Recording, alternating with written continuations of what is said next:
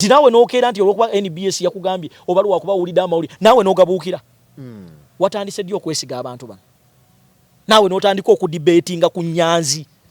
Olwokuba awulidde. Bwe tubanga kale Nyanzi agenda kuwaayo obujulizi tubulinde.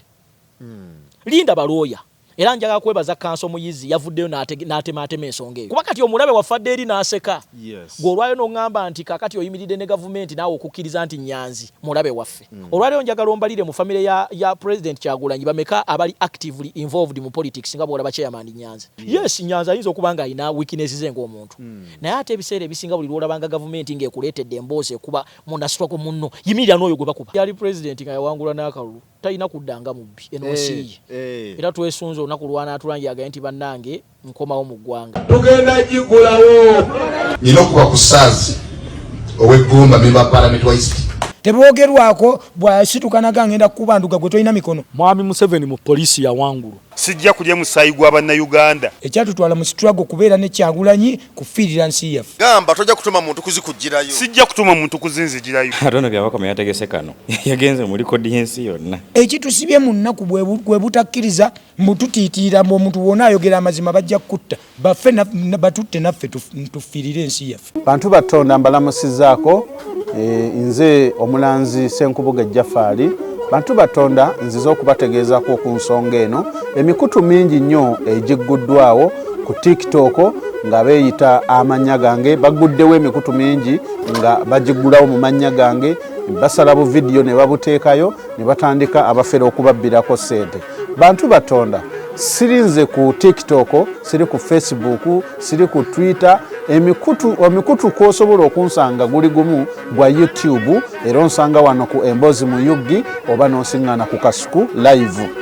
Abo bonna ababakubira nga beerimbise mu mannya gange bonna bafere. Ennamba ezange ziri mu mannya gange era ennamba ezange ez'essimu ziri mu mannya ga Senkubuge Jafari. Essimu yonna etaleese Jafari Senkubuge togisindikako ssente zo abo bafere. Ennamba y'essimu eyange eri 0783 98 88 13. Tweyanziza nnyo tweyanzeege gwatulaba ku Emboozi mu Yuggi.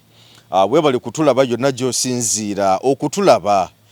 Wendi wano Geoffrey Mayanja ndi ne yali omusibe wammwe Honorable Masaba gwendi naye gwe batakkiriza kwesimbawo obutereevu. Mpozi ku ballot tewaliiko. Naliko. Waliko. Ku ballot yaliko naye teyeeronda kuba yali mu kkomera.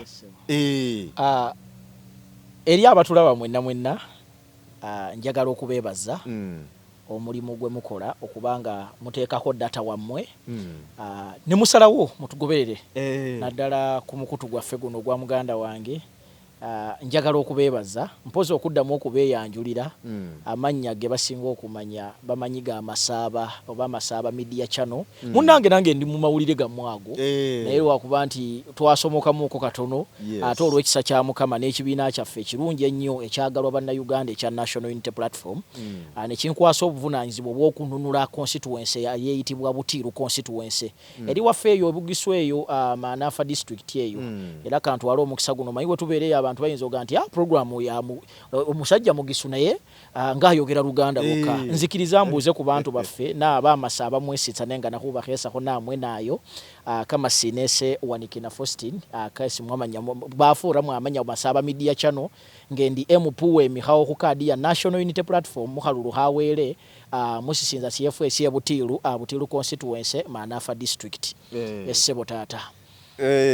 Onabituvunulira nga tumaliriza sho byoyogedde. Honorable bitambula bitya? Wotuukidde wano ekisooka tubadde tulina obuzibu mumanyi bulungi abasinga mu Uganda mumanyi ekyatugwako ng'ekibiina ekya National Unity Platform. Twafuna akaseera akabadde akazibu ennyo omwezi guno. Banga mwezi guno tufuniddemu enchuku eba tufuniddemu ebizibu bingi nnyo ng'abanankyukakyuka.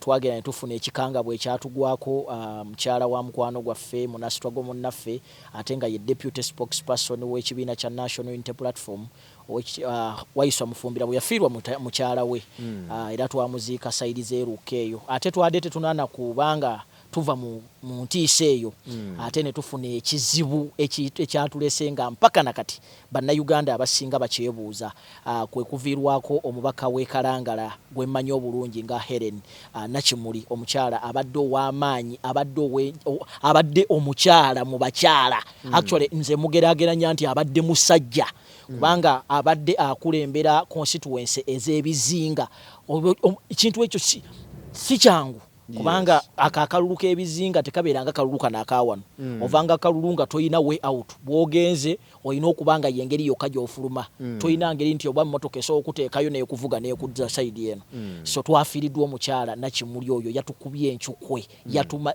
kwegamba twawulidde nga tumenyese ffe nga bannayuganda yesebo Honorable Nakimuli ono obadde omanyidde ebbanga ki era gwe nkolaganaye gwe naye kuba mbadde ndaba video ez'enjawulo ezimu nga badde akyali mulamu nga olusi muli mwenna ekisooka wabaawo omuntu gwe mbadde mmanyi oba omuntu gwe mbadde ntegeera naddala mu nsonga zino ez'ebyobufuzi yes nina emikwano mingi naye mu nsi muno waliwo kye bayita omuntu eyakutegeera Honorable Nakimuli oyo y'omu ku bakulembeze nze be nayiga era namuyigira oba twakwataganira mu nkyukakyuka eno nga ye mukyala abantu abatamumanyi abamubeera ewala badde balowooza nti ye mukyala eyeeraga naye kyembadde mumanyiko ye mukyala abadde tayagala nonsense bw'aba mukwano gwo aba mukwano gwo ate ne bw'aba akunyiizizza wayita akadakiika kamu n'okola ki n'owulira ng'ate tonyiize ye muntu abadde owaddala nno muganda wange njakugamba Nakimuli oyo nasooka mulabira ku kitebe awo nembeera mukwano gwe nze njaga nnyo okukola emikwano kubanga mmanyi nti emikwano ebiseera ebisinga gye gitutuusa awantu ffe tutandituuse ate n'ekirala yanjagala kubanga ndi mwetowaze nti nze tekyankwasanga nsonyi era abantu abasinga bandabanga naye nga nsitula ebbaaga ye kubanga abamu baatuuka n'okunseka bagamba naye gwa buli kaseera asitula ensawo ne mbagamba nno mu comment section erumu muntu yambuuza ne mugaa Honorable Nakimuli bwanga agenda ondeetera engatto era mbadde mbikola naye mu byonna kye namwagalako nti ye muntu abadde amanyi mukwano gwe bw'aba akwagadde aba akwagala ebiseera bingi kambabuuliremu abantu abali eyo waliwo abakulembeze nga bafuna obukulembeze ne status ekyuka n'emikwano gikyuka osekera n'engeri gye bayinteractingamu n'omuntu wa wansi oba omuntu atali ku level yaabwe eba yanjawulo naye Honorable Nakimuli abadde mu bwa MP bwe nga bw'abadde nga ne bwe musangawa kyonna kyenjagala era emmotoka ye gyadde yakagula latest yasooka yayina eri Benz ya black ng'eyo nayo tugiko byonna byoyagala nga bw'abazze ku kitebe musookako ne mujjako ekyokunywaki n'enkikwata n'atunya bw'ati n'agamba naye omugisa ono bayambeera ki okitegera nga yantegeera era nsife kyatukuba encukwe omukyalo oyo olunaku lwafa 1 week before nga tugenda okuziika nga tugenda ku lunaku lwe twali tugenda okuziika mukyala wa Alex Waisa Mufumbira omukyalo oyo twali naye kuba twavaano ne Honorable Francis Zaake Kampala ne tumupiikinga ejjinja twamusanga alina waawumuliddeawo yatuwa ne breakfast n'agisasula n'agamba neemulye kumbe tetumanyi tuli ku saawa esembayo naye era ne ndikodinga ne kavidiyo waliwo kavidiyo ke nalikodinga era nkatunako wanene ebiseera ebisinga kavidiyo ako kanziyukiza ne ngaawo Bahereni yeebasemu bwebasi agenda kuzuukuka buzuukusi munnange ne tulikodi kati mukulu nga tumaze okuziika oyo omukyala gw'olaba abadde empagi nnene nnyo mu ggwanga lino ye muntu gwensoose okulaba twasemba okulaba ndooza abantu abajjumbira ku mulembe gwa Nebanda wane ku mulembe gwa Jacob Olanya abantu kugambye Honorable oyo yaluma buli omu weewaawo waliwo abataaluma naye nja kutegeeza nti percentage esinga omukyalo oyo twafiirwa era nga Uganda twafiirwa ekyobugagga kye tuyinza kuzaawo Nakimuli ye muntu yali uniting abali mu government n'abatali n'abo opposition kuba nalaba abali mu parliament yawo abakulembeze kubanga abantu bangi bafudde bazze bafa okusaidia government ne kusaidia opposition naye nga kizibu nnyo kulaba Anita Amongo ng'afulumya ezziga oba mu myuka we n'abantu abalala bagwa mu biti byabwe naye ku Honorable Nakimuli balaze okunyolwa kw'amaanyi ekisooka Nakimuli abadde muntu w'abantu Nakimuli nga ne bw'abeera mu parliament kizibu nnyo n'okulooza nti abeera mu opposition not because nti abadde naye mu byonna kye namuzuulako omukyalo oyo ayagala omusajja gwe bayita Kyagulanyi Ssentamu ku mutima ye mukyala atapretendinga era bangi nnyo baamugezangako okumuganzaganza omwo ab'NRM nga baga jangu eno ngaaga nti nze temunzija ku Bobby era kyobola nti abaaliwo abalaba campaign nga president agenda okucampaigninga e Kalangala president yayingiranga president mwennyini kuba yakigamba n'ab'e Kalangala naga nti njagala president wange ayingire wano ga president oshegedde so ekintu kye nalaba kuna kimuli ng'amaze okutuvaako kyandaga nti mu nsi muno weeyise bulungi beera muntu w'abantu nze natuuka nafuna omukisa ogugendako mu palamenti awo nga batutte bodde ye mu palamenti ekisooka n'okuyingira obuyingizi lwali lutalo nga woomanyi embeera ya palamenti bwe tutuuka munda waaliwo embeera naye nga buli muntu omulaba anyoleddwa nze sikirabangako palamenti n'etuuka okujjula ababaka ba palamenti bonna ne bajjula gavumenti ya NRM oba gavumenti eriko bonna okuvya ddala ku president aliko okudda ku vice prime minister baani bonna baaliwo naye nga buli omu ayogera kimu kuna kimuli kimuli yali jolly person nga ye muntu ne bw'aba akunyiizizza era ogenda okola voting oga nti owaayi yono nyigidde ki ng'okola ki ng'obivaako kyannaku nnyo nti olwaleero mu Uganda eno gye tulimu muganda wange gy'omanyi obulungi nti n'ekyatta honorable waffe tetukimanyi kyannaku twagenda emulago kuba nali omu ku abo nga bode etuuka baagituwanga tebatuwulidde na postmortem egamba ki okitegeera baasooka kutugambira kuliri eddwaliro nti bakyanoonya but until today postmortem teriiwo and that is how we have been losing abantu baffe kabere family tegirina mu kiseera kino yandibadde tubuulira kubanga kyebasemba okutugamba twali mu parliament speaker yatugamba Anita Amongi tibayogedde neki ne family era ne boogera ne leader of opposition kakati ate naffe ne tulinda tulabe ki ekivaayo leader of opposition yomanyi mwagalako kimu gyoyose ennyonyi ye nga bw'okimugambye bwakireeta kubanga ndoza baali bagezaako okukikavaringa tuleme kutegeera okubikabikkako yes okubikabikkako atugamba aboogedde ne family but Nakimuli is no longer a family project Nakimuli wa Uganda yonna kubanga yava mu kubeera okubanga wa family n'afuuka wa Uganda yenna omuntu yandigaye lwaki banna Uganda bandibadde basaba postmortem report ekisooka Nakimuli abadde mukulembeze ekyokubiri abadde mu public institution kitegeeza nti tumuyinako obuyinza tumuyinako authority tumuyinako obwannannyini kitegeeza nti we demand okumanya omubaka waffe omukulembeze waffe mukwano gw'abangi kiki ekyamuviirako okufa kubanga nalabako awo abamu ku opposition abatali ba NUP nga bagamba nti kakati ate NUP esaba etya postmortem nga si family erina okugifuna mutemuteekeddwa okugibanja anti obuzibu obuliwo abantu abamu nga bwe nkugambye abantu abamu tebali educated they are not informed the moment you occupy a public office you become a property of the citizens of the property of a public oli waddembe okusaba ekinkwatako nakati olwayo bajjana kukibajjukiza kankibajjukize kino abali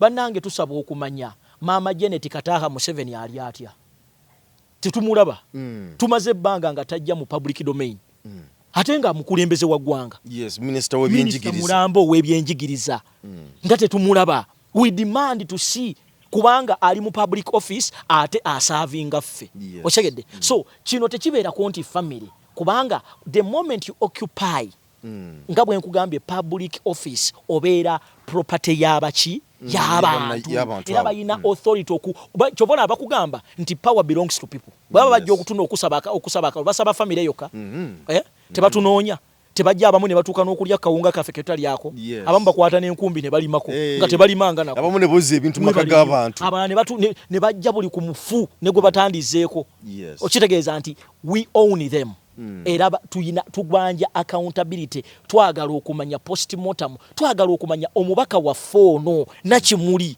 Maama Kalangala kyekyamuviirako okufa ripooti egamba ki ekyo kye tudimandinga nga banna Uganda era oli tajja n'akugamba simanyi toyina buyinza gwo wa family ebyo bikola muffe nga toli mu public domain oba nga toli mu public office naye bw'obeera mu public office oba nkugambye abanna Uganda muyina n'olukusa kubanga olwaleero tulina abantu be tutalaba naye nga bali mu bifo ebyabanna Uganda for instance tulaba Janet Kataha Museveni tetumulaba ebbanga lino lyonna tulabye Museveni atambula yekka so as citizens of this country we demand to know first lady waffe ali kuki ali kumpeera ki yabaffe kubanga babadde n'emikolo mu weekend nga muzukulu waabwe mu weekend awo nga muzukulu waabwe aleeta omusajja naye era first lady teyabaddewo ekyono kyekikulaga nti tulina okumanya first lady waffe ali luddawa kubanga nze kyemmanyi essanyu lyonna lyonna ery'omuzadde kwe kubeera mu mbaga bwe zityo tewali muntu awulira ssanyu ng'omuzadde kulaba nga mwana wo bamuzzukulu akola ki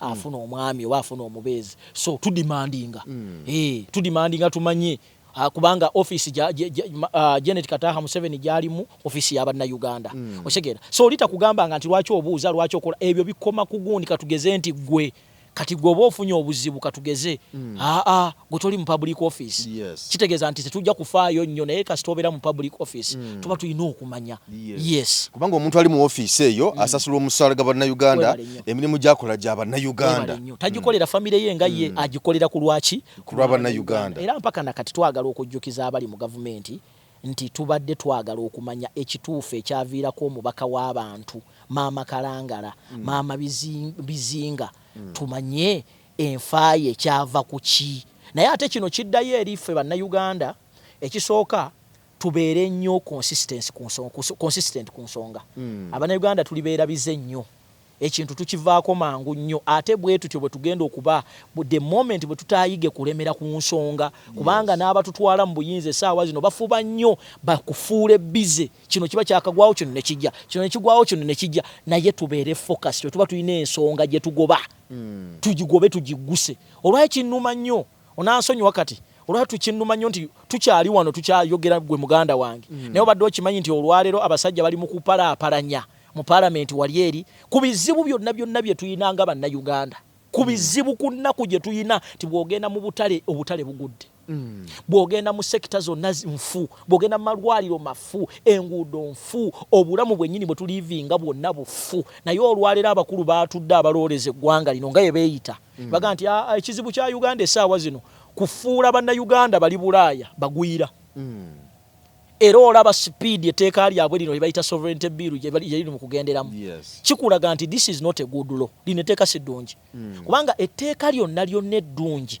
lirina okubanga it is liba liva mu bantu it should be subject to scrutiny from the people si kuyita buyisimbu simanyi twayiseeko ekibiina bwe kiti ekyo ekibiina okiyise naye abo b'oyise abasinga bali well off bwe tuba tukola etteeka nga twagala etteeka it should be people centered kyovalaba nti n'amateeka agamu bamanyi kuteekawo akalulu ka referendum webale ngamba abantu mugamba ki webale kati nze nyiza okwemyana nenkubuuza baatuuseeko mu Katanga ne babuuza ku bantu beeyo nti obuzibu bwa Uganda essaawa zino tteeka lya kusibira Bannayuganda bweru kubanga abantu abagenda okukuba ekyeno okugenda ebweru baveeyo webale nnyo kakati omuntu omunaku oba omuntu ali obubi gw'olina okusooka okwebuuzaako togenda kuyita MP agenda okufuna emiliyoni bisatu ez'emmotoka 315 akimanyi nti alina kye bayita first class gundi pampering tagenda bitegeera kwata etteeka litwaleko mu batunda ebyennyanja kwata etteeka tugambe nti olwaleero tugenda kwebuuza ku bantu b'ekyenjojjo tusinkane mu katale tugambe nti olwaleero anti ogamba okola etteeka nga litukwatako kugambe nti olwaye tugenda sisinkana ku sharing hall buli ayagala okuwa ekirowoozo kye nga muntu wa bulijjo kubanga lino etteeka lyammwe tuliyita ku lwammwe kati mwe mugamba ki mwe mugamba ki naye tosobola kwata abantu batono oluusi booguliridde kubanga gwe kye mutamanyi nti abantu abamu babayitwa mu kakiiko omwo nga bazze kola bukozi kye bayita show kwegamba kushokeesinga nti mbaddewo babawa transport ne babawa ebyokulya ne babawa ne upkeep bajje kati bakutwalira ekifaananyi nti ffenna twayogedde Uganda erimu miliyoni 4.5 kungamba otya nti abo abantu abatuulawo ka komiti abantu 2 3 4 5 nga balina ku ssente zaffe abo bagayi komiti eyo gy'olaba olunaku basobola okugamba ennaku ze bamazeewo mbu simanyi bali mu kwebuuza ku tteeka bayinza okubalira bajeti gye baakakozesaawo nga bakozesezaawo n'akawumbi kutuula butuuza mu komiti banywa chai alimu amata banywa sukaali ne balya amandazi gwembuulira yensi okumanya Uganda eno esesa ate mbenaku zino bagekengera olumu bagalite nabagazizaayo nga tewali aliddeko n'omu Uganda eno esesa Uganda erina palamenti nga yo omulimu gwayo omukulu kulya otunuliranga nnyo omuntu ng'atudde biki ebimweriranyaawo wenonga nti ogenda kunywa chai olya ebinyoobwa olireko amandaazi olireko eryenvu ogenda kuteeseza ki abantu tugendeko ku palamenti zaffe zino ezituliranye bwe baba tuteesa mu boardroom ekinene ekibeera ku mmeeza zaabwe kubeerako mazzi water ewaffe wano buli ateesa omanyi mwe temwetegeeza bintu bino temubyetegeeza mukiwa obudde palamenti komiti zonna ezituula obwongo bwa busookera kulya ensi ezitegeera ezipulaningira ensi abantu baazo babateesa mu boardroom ng'eyo era bw'oba olaba nga babarekodinga kubeerako mazzi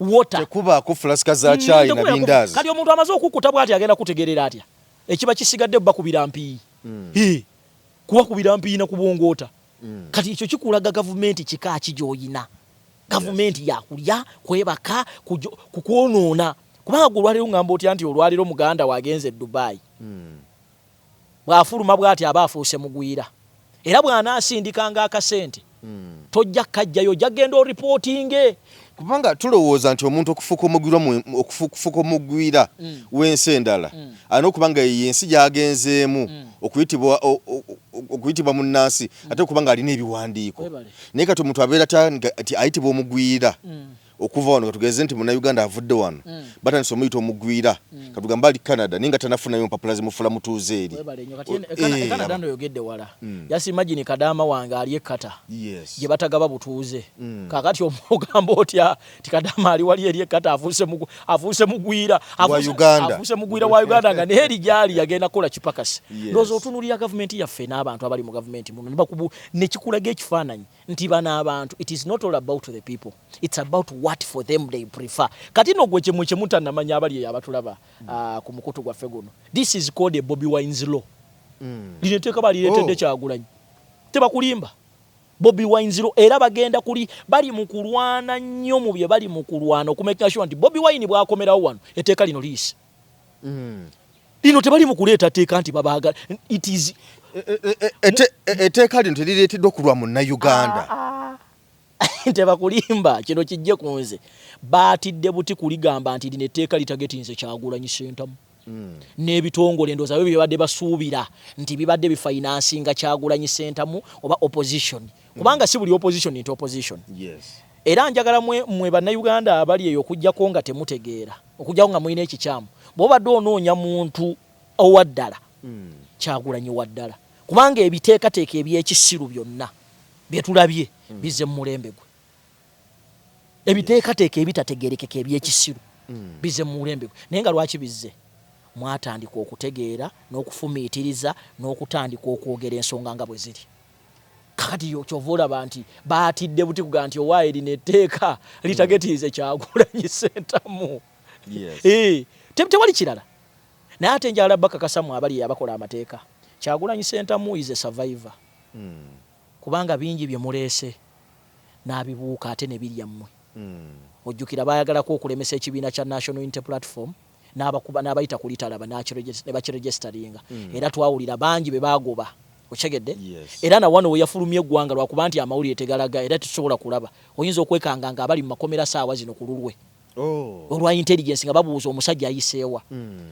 njagala omanye nti Kyagulanyi Ssentamu si ye muntu gw'otasobola kusibira mu kifo kimu ate n'ekirala njagala mumanye ekyenjawulo ekiriwo abali mu gavumenti nti bwemba nga muleese etteeka lino nga mulooza nti mugenda kuba Kyagulanyi Ssentamu n'abamukkiririzaamu oba n'abakkiriza mu nkyukakyuka munoona budde omanyi lwaki Kyagulanyi Ssentamu ekintu kyatambuza bakiyita idea ekirowoozo ekyo ekikwataganya oba ekikwata bannayuganda bonna wamu it doesn't necessarily ne bw'omugjawo olwaleero the moment you don't tackle the issues that he has been talking about you're wasting time Katonda ayinza n'okuleeta omwana omuto abantu ne bamugoberera Katonda ayinza n'okuleeta omulalu oba tukikale tukijja ku Katonda seasons because everything it's seasonal ne Bible yogera nti oluvannyuma lw'emyaka 4 wabaawo kye bayita change mwekyo mwakyerabira katikiriza obaganda olwaleero bw'oba olowooza nti Bobi Wine kyekizibu kya Uganda nkusaasidde kubanga 40 years back yali ekizibu kya Uganda si ye yali kati olwaleero gwe bw'oŋŋamba nti amaanyi gonna ogamalidde ku Kyagulanyi you're wasting time resolve the issues that he is talking about ekyo kikulu nnyo nti abanajja basange ng'ebyo ebibakaayanya bikoleddwako nze nabagamba akakodya ako okukuba Kyagulanyi keekano wammanga keera ku makya oteekewo kye bayita okomyewo kye bayita human rights keera ku makya okole ku services z'Abannayuganda keera ku makya oteeke Abannayuganda mu mirimu bakole keera ku makya ogyewo obusosoze keera ku makya olongoose ebyobulamu keera ku makya olongoose eby'enguudo keera ku makya owe munnayuganda kye bayita authority ye ng'asobola okwekalakaasa nga tebamusiba asobola okukwata ekipande n'agamba nti kino tukiganye alina authority esobola ogamba omubaka we nti olwaleero palamenti eyo temugenda giyingira kubanga kino nakino tetukiri just just understand. Yes. Gwe kola ku ebyo togenda kuddamu kumulaba. Kola ku bye nkugambye n'ebisigadde. Work on the issues that are oppressing Ugandans. Kyagulanyi agenda kubata kyalina makulu. And at the moment you don't tackle those issues, trust me, ne bw'omugyawo olwaleero. Katonda ayinza okusitula nze. Yes. Ate ne bangoberera. Ate Kyagulanyi Ssentamu kyakoze mmwe kye mutalaba abantu abasinga. He's one leader who is not selfish. He's a leader who is not selfish. Kyagulanyi Ssentamu azimbye abakulembeze. Right now, you cannot doubt the capacity of Joel Ssenyonyi. Yes. You cannot doubt the capacity of Luis Luongoya. You cannot doubt the capacity of the team that he moves with. Nti Kyagulanyi legacy agireseewo ekitali ku baganda baffe. Kubanga bw'otunya baganda baffe abayinaremu baazimba omuntu ogwo. Omu yekka. Era naye akimanyi nti yalina vision yekka. Era akibagamba nze nina vision. Bo abasigadde tebalina vision. Ye yekka alina vision. Kati ekyo kiri dangerous nnyo. Era bannayuganda balina okukyegendeeza. Kyagulanyi kye yabakola nti ye yazimba nti ne bw'aba avuddewo there is that continuity. Kyobola nti munnayuganda akeera ku makya n'agamba nti Kyagulanyi Ssentamu yali mu struggle olukwenkwewuunya. One thing that shows that this guy is here to stay and the political party is here to stay. Look at the structures. Kyagulanyi is one of the political party eyakajja ku scene eyina ebitebe buli mu region. Yes. That shows you that they are here to stay. Si bafere si bayaaye. Gomanyi okimanyi nti abali mu buyinza emyaka 4 tebalina bakyapangisa. Emyaka 40 bukyanga bajja. Ana. Naye nga sente baziina be balina akatiba ne bakyapangisa. Kati oyo omanya nti mu Cuba essaawa yonna ateeka essaawa yonna baateekako njabala. Njabala. Kubanga oyo abaakulaga nti naye yajja kukola kicuba. Akwatamu bibya agenda. Actually be basekadaama ne bakaddaama be tuyina. Kubanga bw'oba oyagala okulaga abantu nti wooli kola ebintu ebiri sustainable. Olaba otunya gavumenti yaffe eno eri mu buyinza ekulaga nti nayo yajja kuba kicuba. Yajja kola ki? Kuba kicuba. Omanyi lwaki? Bwe mbulirayo ekintu kye bazimba ne kilastinga. Tandikira ku malwaliro. Obawulira baga nti twalongoosa mulago twazimba mulago. Ugandans who are not informed, abantu abatali informed. Eno gavumenti ezimba ako mulago. Yakola renovation. Yasiiga langi. Waliwo gwe bayita mulago omupya. Si gwe baazimba oyo? Aliwa eno famasi gye baazimba yaabwe. Si waliwo omulago omupya ssebo. Ana Uganda. Abayirayo famasi wano, waliwo famasi eri awo eriraanye mulago. Eyo yaabwe bagizimbye. Tebazimbangako mulago. Ndoze dwaliro bazimbye ekiruddu. Naye ate okutwala ekiruddu omala gasigala ewaka. Yes. N'ofa. Kubanga mukadde wange yanyumiza ekiri ekiruddu oyo yali atutteyo muto wange. Ekisooka era bannayuganda nze mbeewuunya omanyi lwaki mbeewuunya bwe twogera ebintu balowooza tuli mu byabufuzi naye nga paka omaze okulwazaako onaamanya bw'otuuka ekiruddu ekikwaniriza kivundu ekivundu kyokka kiko ekiri awo ekiruddu kikumala omaze okumanya nti gy'olaga togenda kukimayo bulamu. Ekyokubiri y'engeri gye bakuyisaamu ekiruddu. Omwana yali anyumya sitole ku intaneti okwo abantu ndooza tebagifolowinga. Yasanga omuzadde ng'akutta omwana we badduka awo ekiruddu bali batambula na bigere naye ng'omuvubuka muto ng'olubuto lumunyoola. N'abawaako lifuti. Bw'abawaako lifuti n'abatuusa ekiruddu. Bwe baatuuka ku geeti bwe bati omusajja asikaali yaliko n'abaregisteringa. Naye ng'omusajja omuvubuka agamba nti baneemuleeteeyo akagundi omwana tumutwale afa. Yes. Ng'aliwo amufaako. Omwana ne yeenyoola ne bamugamba balina be bamusindika awo. Eyali abayambi ate yakomekereza alina okubatwala paka wali musajja wattu. Omusirikale. Kaakati omwana yali amanyira yanyumya n'agamba nti nze nali mmanyi nti bino byenda be Bulaaya nti bw'otuusa omulwaddewo ambulensi zijja buno obugundi obutanda bagira ne bakuteekako mangu ne bakuddusa. Nkukakasa bwe baatuuka ekiruddu. Nga n'abasawo batunda butunuzi bwe bati. Ne bamubuuza oyina appointment. Naye ng'omuntu agenda kufa. Mu ddwaliro erya gavumenti. Bulungi nnyo oyina appointment. Wasasudde walabyani. Omwana yeenyoola n'afiira mu motoka. Afa. Ate mu kufa ne bagaana omulamu ne bagugaana okufuluma. Anti balina gutwala mu mochale musasule gulyoke gufulume.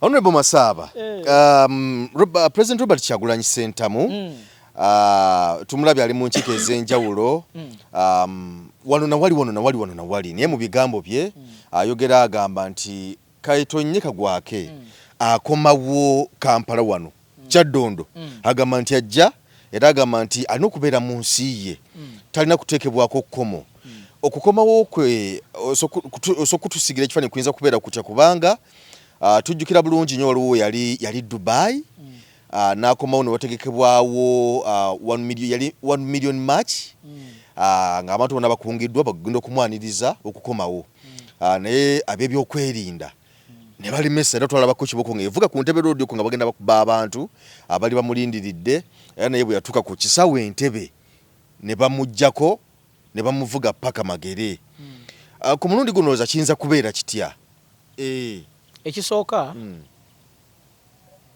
Kyagulanyi Ssentamu Munnayuganda akkirizibwa era alina olukusa okukomawo mu nsi ye at any time talina na kufuna lukusa era mpulira nnyo abantu nga baga nti Kyagulanyi banne kansooke mbabuulire Kyagulanyi Ssentamu Munnayuganda ate is a citizen, a rightful citizen, omwana wa wano ekitegedde ekintu ekyo kakati nawulirako aba NRM n'abana abakubi b'ekerere nga bagamba nti Kyagulanyi yadduka, Kyagulanyi struggle yagivaamu, Kyagulanyi ekisooka abantu abamu tebali informed.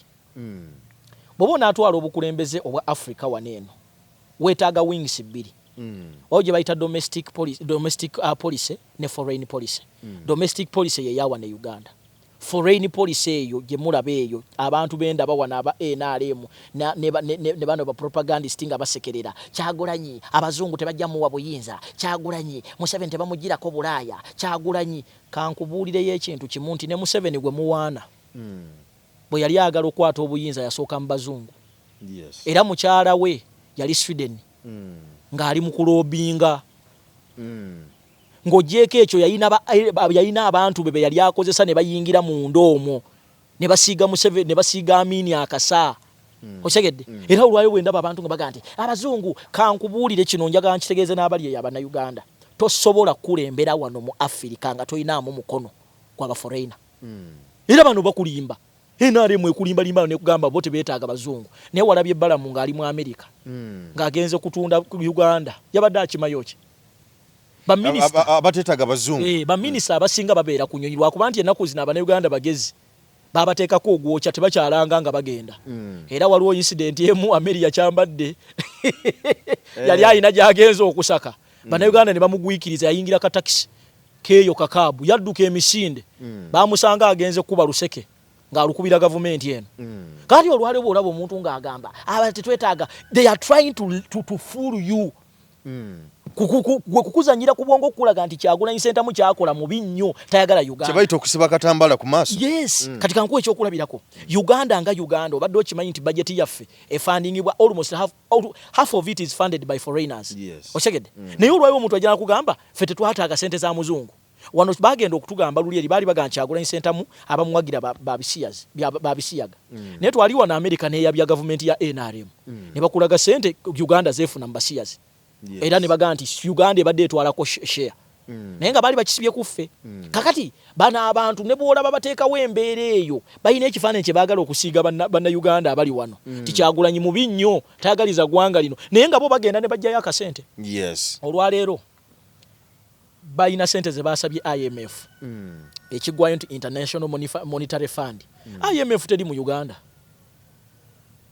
IMF kitongole ekiwola sente mu nsi yonna lwaki tebagenze mu zaabwe eza African Bank ne beewole eyo tebaziina oba yo baba banja kale bakubanje tulaga abanansi nti gwe tokolagana na muzungu tokolana na muntu yenna era kyo bwe nalabye kino ekiteeka kya sovereignty bill n'enseka n'okuseka mwe musinga n'okujjayo sente mwe Museveni namulabako ng'ayogera ng'agamba nti kati we tutuuse tetutaga buyambi bw'abazungu twesobola nga n'empeke za COVID mwaziyombera wano tewamulaba nga ayomba abazungu mumpe ku ddagala ne kondomu zino muziina muyina empeke za siriimu temuzifuna bufunyi ebintu bingi nnyo bano abantu just bafuulinga abantu okyegedde naye okuddako ku nsonga gyogedde nti Kyagulanyi Ssentamu agenda kuba adda ekisooka alina okudda kubanga alina emirimu egy'okukola ano Kyagulanyi Ssentamu is leading a political party yawangula obuyinza oba badde tokimanyi National Unity Platform won the elections in reality bwetuleeta wano bayita abantu abali independent kubanga olwayesooka ompe ensonga olwaleero gwe document bagenda mu kulayira naye olwaleero byabaka matatu wanga na results ezaava mu kolonda taziteekanga ku mikutu gyabwe gya electoral commission Facebook ne Twitter tegiriiko omubuuza gye yajja makisi ze yalangirira nga taziina oba ekyo bannayuganda badde tebanakiwa budde results tewali oziri luddawa naye nga lulinga bazanguya mu 221 tewaziraba bwe twaziteeka ku pressure olwayo olina woziraba olina owulira byabakama twasembye okumulaba nga alangi yakalulukwe kalangala kano nti bannange ekifo tulina okijjuza tukubuuza results za mwaka z'akalulu kano toyina olya wangazi ate Kyagulanyi yagenda n'abakola akantu obaye Kyagulanyi mukulembeze ate mukulembeze ow'enjawulo baali bamubalidde wali nti wanaamala okulonda agende mu nnyumba muteeka under house arrest nakugamba bw'oyagala okufuna kyotafunangako olina okukola kyotakolangako ka Kyagulanyi Ssentamu yabasinza amagezi baali bamanyi nti ebbanga lyonna baamusibira ewaka ku kali akawedde na luno bwe gunaaba ate nekiyayongedde okubalaga nti asobola okubiitinga security yammwe n'atambula n'agenda kitegeeza nti asobola n'okudda nga temutegedde netumwekangira ng'ali magiraawo asobola ate oba yasobola okufuluma nga temutegedde ne mujja ne mwekaza twade tumanyi ate mwade mumanyi ne mutamukunte mwade mumwagala nnyo okumukweka mwade mumwagala nnyo so olwaleero gwe kyolina okumanya bw'agamba nti akoma nakugamba Kyagulanyi yatambulirako buli kimu mawulire abaali bagamba nti struggle yabalema nti Kyagulanyi yamulema yagivudde ali America nga tebannajjako mu 7 ebintu bigenda maaso n'okuba nga byongezebwa amateeka bwe gali aganyigiriza tebawogera bamunyagwa tetubalaba bagashumba tetubalaba bano abadde bakuba ekerere tetubalaba abayimbi tetubalaba kuba badde bagaa nti obuzibu bwa Uganda Kyagulanyi Ssentamu taliiwo nga tetubalabe balidinga milioni machi ku street wale ne yatugamba nti Kyagulanyi Ssentamu yayonoona opposition kale taliiwo wale n'abatugamba nti be baamukola taliiwo bakoleyo omulala watali bannayuganda obalaba bazira mukama wange bannayuganda nabo balina olugezigezi tobamanyi bakoleyo omulala watali bakuzira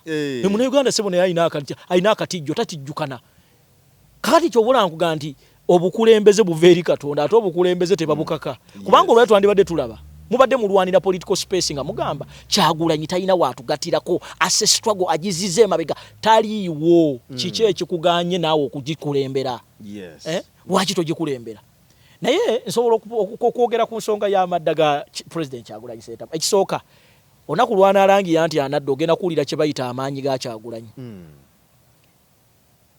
ogenda gawulira era newunyanya abantu agamba Bobi Wine talina maanyi gw'amaanyi ogamejaringira muki omusajja akola tweet emu n'agamba nkomawo e Kampala security noba nga tokyatambula omuggo ne gunyooka wano ate atalina maanyi muleka ayitewo wano just abaana batandika campaign 1 million match omanyi abaana ameka bakwata omanyi omuggo gwavuga omanyi pressure yali wano kati ate oluno nga mwakamala okubba akalulu nga mwakamala okuva mu kalulu n'agamba nti akomawo ojja kutegeera kye bayita amaanyi ga Kyagulanyi ekyo ekisaawe era abanagenda ku olwo olunaku ng'akomawo bajja kukisiba enyonyi zigenda kubeera wansi ekikulage omuntu adda ate ensobi nze gye njagala bakole anti balina nnyo amaanyi bamukwate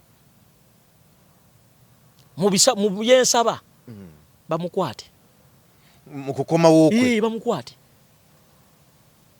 batulage nti bo b'amaanyi bamukwate ffe kye tusabirira abamu ku ffe nti amunange Kyagulanyi lwalangirira bw'atuuka entebe mumukwate kubanga bajja kusooka bakubuuze ayina musango ki mumubanja ki ffe nga bannansi weetuli era naffe tulindiridde ate tumwesunga okuddamu okumulaba kunga bannansi kuba tumumiisinga kkiriza obagaano oyagala toyagala omuntu akyasinza okwagalwa wano at the moment oli wadde mbo mukyawa gwe nga bw'ogamba Kyagulanyi ayagalwa Kyagulanyi Ssentamu ayagalwa si mu kibuga si mu kyalo si muto si mukulu si mukadde si mukyala si muwala si muvubuka is the most loved and the selling cash crop gye tuyina ku ssaawa zino era tumwesunza okubanga tumwaniriza ku lunaku lwana abatugambye nti akomawo ssebo okay kale njaga tumalize n'ensonga ya chairman Nyanzi gavumenti yavuddeyo wiiki eyewedde negamba nti gwe linawo ng'omujulizi ku nsonga za parade eyakubibwa ku kitebe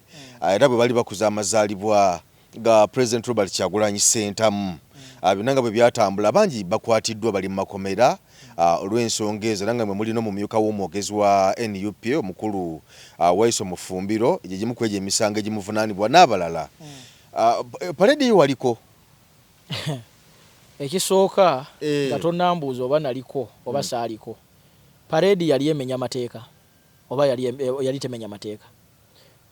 Paredi yali temenya mateeka.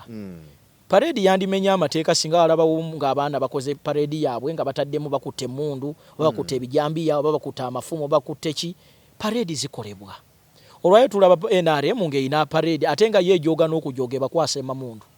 Temutolanga mukyaka tobalaba nga babipostinga nobipostinga. Waliwo nalaba emabega kukaawo nga tujja mu kampeyini awo. Lwaki tebabakwata? Olwalero omwana okwambala obwambazi ovolonga eyo kyowagala okuŋŋa nti mbwe ekyo kiba kiraga nti paredi emenya mateeka. Bandi badde bebaza n'ekibiina kya National Unity Platform nti ekyo kye bakola bali mu kulaga bannayuganda okubaga. That is the real patriotism. Okwagala ensi yo. Nkugambye ekyandibadde kibeera irigo singa paredi eyo baaliko nga bakutte amajambiya oba bakutte emmundu oba bakutte emiggo naye baaliko nga just balaga bwagaza eri gundi omuntu gwe baagala. So ogwo si musango. Kubanga tulabyeko wano ng'aba NRM ate bo tebakoma kukola bukozi paredi n'emmundu bazikwata. Ne bali kurutinga n'abaana abato nga bagamba nti gw'obadde okimanyi nti olwaliro gavumenti eforcinga abantu okuyiga simanyi kye bayita patriotism. Patriotism cannot be forced. Patriotism is inbuilt. Nze natambulako sitambuddeeko nnyo. Naliko wanikata. Omwana ava buto kayagala ensi ye. Naye kimwagaza ensi ye nti buli kimu kyayagala ng'omutuuze nga munnansi akifuna. Kati olwaliro nawulidde aba gavumenti nga batugamba nti baafunye omujulizi. Era mu bajulizi abagenda okulumiriza mwe muli chairman Nyanzi. Mu mutima n'enseka. Naye nti gavumenti ebbanga lino lyonna n'esibya abantu baffe ng'etugamba teyina bajulizi. Kati waliwo bw'oŋŋamba nti obadde oyina chairman Nyanzi bulijjo okola ky'okumuleeta. Lwaki wandirinze abantu baffe okubanga bamalayo ebbanga eryo lyonna ng'olw'obujulizi omumanyi. Osegeera. Kino ekisooka kikulaga ebintu bibiri oba bisatu. Ekisooka gavumenti teyina bujulizi. Epangapanga kati etetenkanya. Ekirala ekudaivatinga ekujja ku nsonga. Ekujja ku nsonga enkulu okubuuza lwaki abantu bano mbadde mbabonyaabonye ebbanga lino lyonna. Ekirala eyagala kuleeta njawukana mu banankyukakyuka.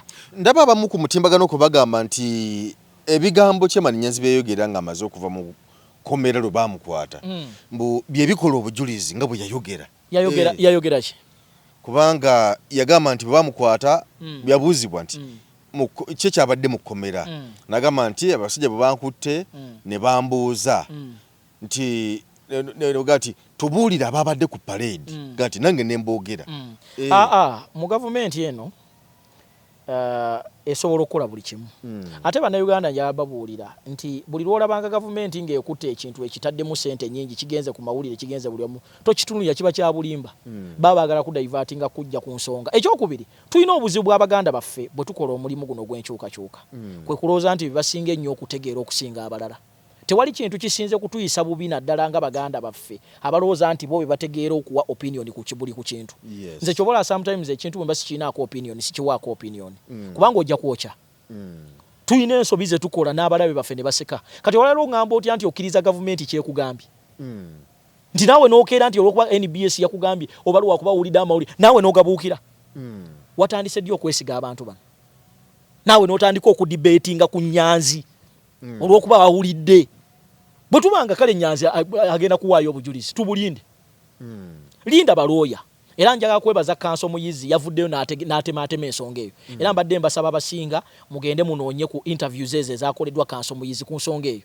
Kubanga abantu abamu mugenda kutomera mugenda kwekyawa n'okwekyawa. Yes siganye. Abantu abamu bayinza okubanga balina obunafu bwabwe. N'ate tuleme kubawangayo mu budde nga buno. Kuba kati omulabe wafadde eri n'aseka. Gw'olwayo n'oŋŋamba nti kakati oyimiridde ne gavumenti naawe okukkiriza nti Nyanzi mulabe waffe. Naawe oyimiridde nti gavumenti eno yakwagadde nnyo n'ekutega Nyanzi. Ekisooka bakuteze Nyanzi kubanga bakimanyi Nyanzi muganda w'omukulembeze. Oshayedde. Olwaliro njagala ombalire mu family ya President Kyagulanyi bameka abali actively involved mu politics nga bw'olaba chairman Nyanzi. Era yeyeka. nchiddamu kibabuuza olwaleero mu government mu family ya Kyagulanyi Ssentamu bameka boolaba basobola okubeera ku front line nti Kyagulanyi bw'abeera wano abeerawo kati olwayo bali mu kugezaako ku making sure nti bakuba Nyanzi bamujje mu bantu bamukyayisa abantu yes Nyanzi ayinza okuba nga alina weakness ze ng'omuntu naye ate ebiseera ebisinga buli lwolabanga gavumenti ng'ekuleetedde emboozi ekuba munda struggle munno yimirira n'oyo gwe bakuba ojja kukiraba luvannyuma nti ate wali mutuufu okuyimirira naye ekirala baganda baffe abali ku mitimbagano tubeebaza nnyo emirimu gye mukola we appreciate naye ebiseera ebisinga nga tonnagenda ku kintu weetegereze erimu abagoberezi omanyi mu abagoberezi bakettera nnyo bazanyira okwegamba okubavuga Katonda alina ensonga lwaki yakuwa omutwe ogugwo oli bwakugamba ekintu naawe ddayo otuule weefumiitiriza ogaye nti naye ensonga eno kanjigenda empola tulabe gye nnaggwera naye nze bino byendaba nti Nyanzi yagenda okuwa obujulizi tulinze tulabe one thing I can assure you Nyanzi talina bujulizi bwayinza kuwa gavumenti buimplicating abacomrades bafe abali mu struggle ekyo kyonsobola okubakakasa eyo jasi yabadde emboozi y'abano balina kye bayisaawo tebalina bujulizi busiba baganda baffe ekyokubi ekisembayo bw'ŋŋamba nti balina obujulizi nga tuyina ne baganda baffe bamachete n'abasigadde bamuyodi baani nga tebadisclose nga gavumenti evangayo okutugamba abajulizi beeyina kati wano nga bayanguye okutuwa abajulizi nze ndowooza nti tubeere bakakkamu tugoberere ensonga tumbanje baganda baffe tukyali wano naye baganda baffe bakyaliyo baabawamba eyo ensonga nga tetukyogerako tukyalina postmortem y'omubaka tetunagifuna lwaki tetukifuula mboozi tukyalina etteeka lino erya sovereignty bill lwaki tetukifuula mboozi abasajja bakuta akayinja ne bakasuula mu nnyanja mwena kuli kwe mutunuulira muvudde ku nsonga yes muvudde ku nsonga ennene ze mulina okutunuulira yes sir okay banange ebyebyo naye nga tusabirigane naye nga ebintu si byangu nnyo n'akatono kubanga bw'olaba nti kati Chairman Nyanzi abadde akyali kubanga kati naye balinga baagala omudivertinga kubanga kati ali ku petition zizaateekayo olw'okuba nti yanyigibwako akalulu ke ate bino bwe bijja bwe biti olaba nti nebyo bibanga obulusi byagala kumutataaganya mu ntambuza ye naye nga katusabe byonna nga byogedde President tumusuubira okudda era ogambye nti mukudda asobola okudda nga tebategedde nitukaa ku maca nga ali magere emirimu agikwasaganya ate engeri yali president nga yawangulwa n'akalulu talina kuddanga mubbi enoosi ye era twesunze olunaku lwanaatulanjagaye nti bannange nkomawo mu ggwanga eggwanga limulindiridde okumwaniriza bannayuganda abaamulonda n'abataamulonda abadde bamumiisinga omanyi Kyagulanyi oyo alinga bw'olaba waliwo akakyala nga kali ku kyalo nga kali ako ke kalungi kokka kandibassa nga neweka kunyiiza ne bwoba ogaga nti bannange so Kyagulanyi oyo alinga ekimuli ekyo kirungi okuzaama nti ne bwoba tokyagala oba oyagala kibeerewo kyemanyi abaNRM nabo bamwesunga okumulaba kubadde bamumiisinga so tumwaniriza era tumulinze era mukama wange tumwesunga tumusabira byonna byakola ne famire ye n'abakulembeze era tumwesunga nga bannayuganda amina constituency eyiyo nga tumaliriza constituency yange eyo first of all njagala nnyo abantu abo bandaga omukwano ndi omu ku babaka sebo ndi nali ku ballot newankubadde seeronda ate mumanyi ebyantuuka kubanjolera mbalala eyo wakuba nti era leero tubadde ku nsonga ezo naye njagala abagoberezi baffe otegekeyo programu mbabuulire olutabaalo lw'ekkomera olwaleero oleese bino naye nina emboozi gye njagala okwogera nammwe naye abantu bange ab'omu twongeze ku eri gye twakola nga tuli ne sama tujja kugattako weebale nnyo era nkwesunga lwonaaba onoonyezaako mukama wange nja kuba wendi okubuulira ku nsonga naye ng'abantu bange ab'ebutiiru constituency gye bali njagala kupulaninga kuddayo genda bakyalirako okubeebaza okumpa akalulu ekyokubiri n'okuba nga njogerako nabo okumanya butya bwe babadde oba bwe babadde bali bambulire n'ebirowoozo byabwe kubanga olwayikiriza obagaana ndi mubaka waabwe kubanga gwe baalonda simulabangako sikoba ku parliament oba obanga alina kyayogedde nze mboogerera naawe kenyini okutegeera butiiru constituency n'abali eyo mwagitegeera ku nze so mukkirize nkwebaze olw'okubanga tubadde ne programu ennungi eno nja kubaawo wonna wonna aboneetaagidde nammwe abatwetaaga musobola okutuukira muganda wange ono oba okunnoonyaako nze kennyini enamba y'essimu enamba yange y'essimu eri 076723436 era bw'oba otwetaaze osobola okutunoonyaako mpozi n'ekira tubasaba programs nga zino muzifuule ez'amaanyi muzisharing kubanga abantu aboogera amazima kati nga gwe muganda wange abaleeta ensonga nga zino batono mutufuule number 1 station mutufuule number 1 YouTube channel okubanga mugoberera ffe wetuli okubawa waka okwabuulira ebigenda mu maaso mu ggwanga buli mu sector yonna nsigadde nze Masaba mubaka wammwe Wanikina Faustin Butiru constituency ne muganda wange. Amina. Geoffrey Mayanja tukwagaliza kaseera akalungi weraba. Na Uganda tukwaniriza mu kimbo wa Research King and Training Center mwebale nnyo mwebalire ddala mwebale okwejjanjaba endwadde nnyingi nnyo zitawaanya abantu. Omwaka guno ng'abakimbo wa Research King and Training Center twabaleetera ebintu bingi nnyo.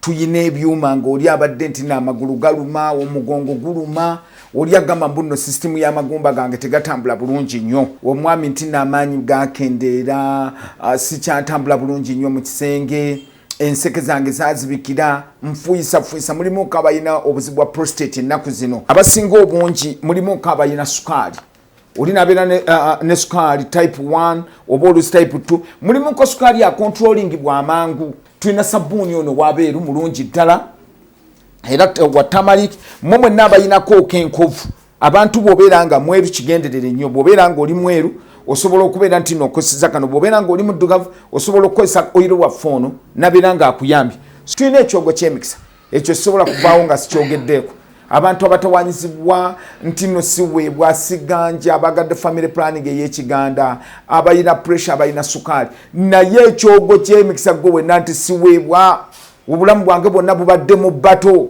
ngenza okusaba emirimu ngezezaako okwagala okugenda ebweru byonna byagaana jangu otutuukirire ng'abakimbo wa Research King and Training Center wetuli ewakaliga tuli wano Mengo opposite Lubiri SS bw'ova ku Lubiri SS obanga aserengeta ku katono awo boyisa ku Salt TV ejja kubanga otulaba Munnayuganda w'otudde toyugana sooka enkunyumiza omulanzi Jafari Senkubuga asangibwa ku lusozi Lusaali mu Kyaggwe azze okukukolera ku mbeera embi ekulemeddeko ebintu byo byete bulungi ng'erigenda eddamba omulanzi Jafari Senkubuge Omukama Katonda gwe yattululako amaanyi ag'ekisalaziba nga gwe alina ebirooto eby'omuddiringanwa by'otategeera va mu kwesumagga dduka za wakayiba ku lusozi Lusaali mu Kyaggwe omulanzi Jafari kunnyonnyola akawonvu n'akagga ate ng'okukukebera kwa bwereere kubanga naye ekirabo Omukama teyakimusabaako yadde ennusu naawe alina ebizibu nga biva ku majinni emizimu embeera embi eya buli ngeri mutwalire omugugu gwa kutikkule gwe weefunira oluserese tokkalire obubaka buno nga bukukutteko kwatalidda mukono wa ntono oviremu ku siteegi y'e Nakisunga aba bodaboda bakutuuse nga gwava e Kampala ne bw'okwata eryato ku mwala eggaba ne likugobya ekisinso oba ebule n'obuuza aba bodaboda ojja kuba butoola n'omulanzi Jafari oyinza n'okusooka okumanya ebikukwatako nga tonnagendayo ku bwereere ng'oweereza ekirooto kyo ku nnamba gy'olaba oyinza n'okukuba ku ssimu eno endala awo omulanzi Jafari Senkubuge ye n'obanga omukwasizza kibyago kuserengeta mu Mukulubagga.